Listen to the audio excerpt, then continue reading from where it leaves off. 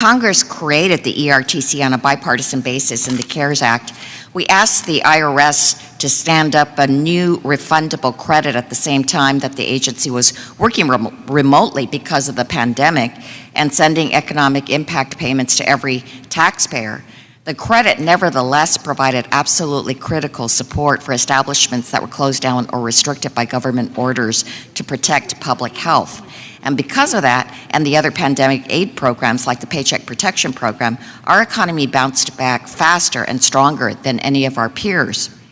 But I recognize that the ERTC has faced immense challenges and has been a burden so far to too many entities that it should have, instead of helping them. And one of the lessons is that the IRS simply did not have the resources to properly administer this credit. They could not accept electronic forms.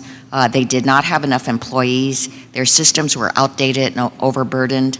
That's exactly why Democrats passed the Inflation Reduction Act and reversed over a decade of Republican cuts to the agency.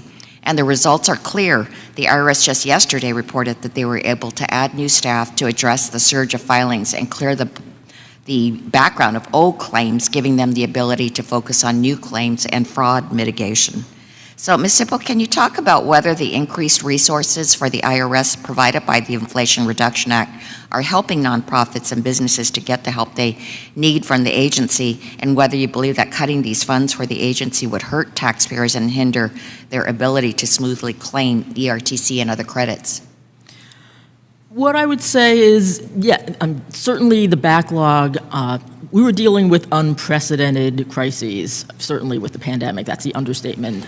And more IRS resources means more ability to process applications, to provide guidance, to answer questions. We certainly recognize that the changes in the guidance were the result of efforts to try to swiftly address an unprecedented crisis. So having more hands on deck, if you will, certainly makes that process, the odds of that process going more smoothly, certainly increases that quite a bit. So extra resources at the IRS, we think, is certainly a very strong and important aspect of making the program run smoothly now and in the future. And let me address a specific issue, which is that the businesses are required to file a 941X form with the IRS on paper rather than electronically. Fortunately, the IRS has said that they expect Form 941X to be eligible for electronic filing starting next year. It's a common sense improvement made possible by the resources that Democrats provided to the IRS under the Inflation Reduction Act. Greetings, friends. I have major news to inform you about this afternoon. If you receive Social Security benefits, this could drastically affect your monthly checks. Top Republicans are now planning to change the future of Social Security. Starting next year, many households may see benefit cuts worth almost $1,000. My dearest friends, please do me a big favor and watch until the end of this video. Also, to say thank you for being part of this community. Every Friday, I will be announcing winners for the Walmart gift card giveaway. If you would like to enter the weekly giveaway, friends, all you need to do is click and like several of my videos, and then comment below the keyword of each video that you watch. The more videos that you comment on, dear friends, the greater your chances of winning these giveaways. Social Security is expected to be a huge issue in the 2024 elections, especially for older voters who worry about how lawmakers might reform the program as it heads towards a funding shortfall. The former president had said he will not touch Social Security if he gets reelected. But some of his GOP opponents have already floated ideas that could lead to cuts. That position was not groundbreaking, as most politicians steer clear of proposing cuts or other radical reforms to Social Security because of the massive backlash they will face from voters.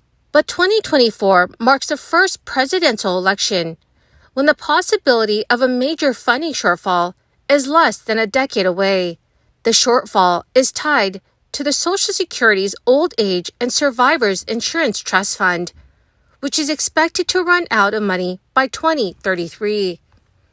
So when the fund is depleted, the program will have to rely solely on payroll taxes, and those only cover about 77% of current benefits. Because of the looming shortfall, some politicians have proposed raising taxes to bolster Social Security or even cutting benefits to save money.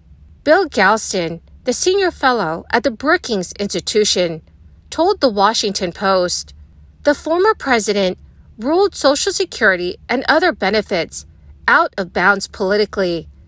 But there are still Republicans, including some leading Republicans, who understand we won't make serious progress on our fiscal problems until everything is on the table. They are trying to open that discussion without it immediately being shut down.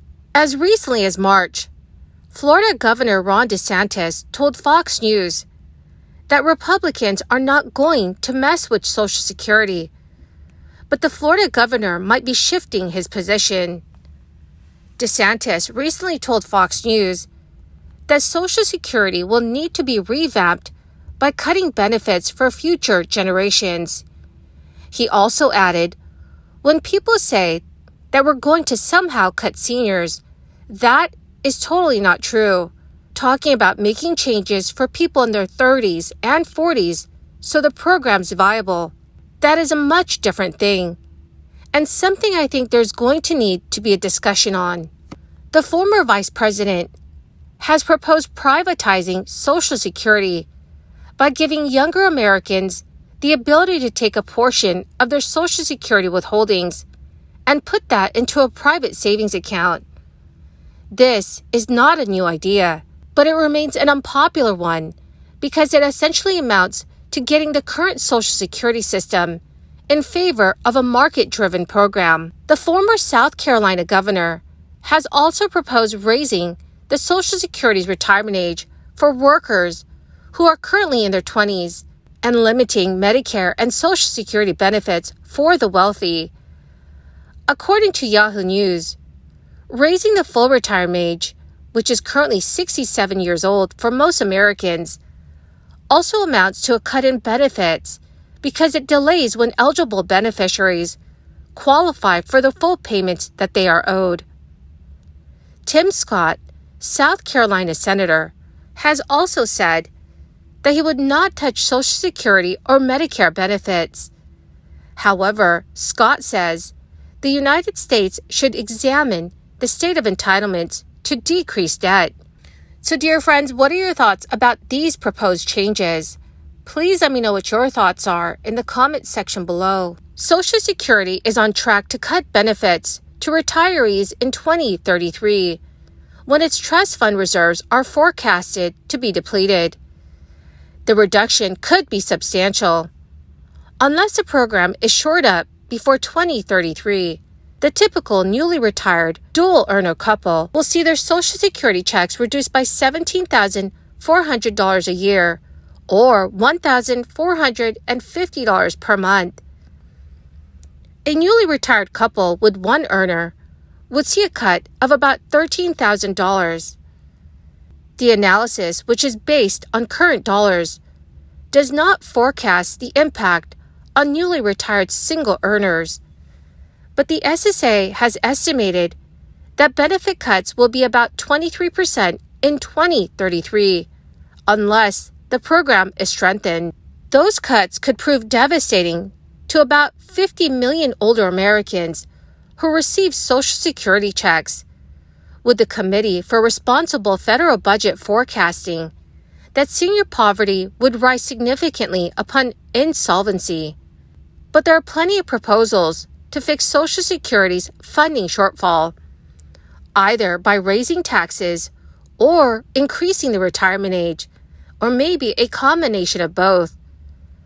The current average monthly benefit check for single earners is approximately $1,800. Well, my beautiful and amazing friends, that is the end of my daily stimulus update video for this weekend. My dear friends, thank you very, very much for joining me here and for being part of this community. To say thank you and to show my appreciation, I will be announcing winners every week for the Walmart gift card giveaway. If you would like to enter these weekly giveaway, friends, please click and like several of my videos and then comment below the keyword of each video that you watch. The more videos that you comment on, my greatest friends, the greater your chances of winning the giveaways. Thank you and have a wonderful and very blessed weekend.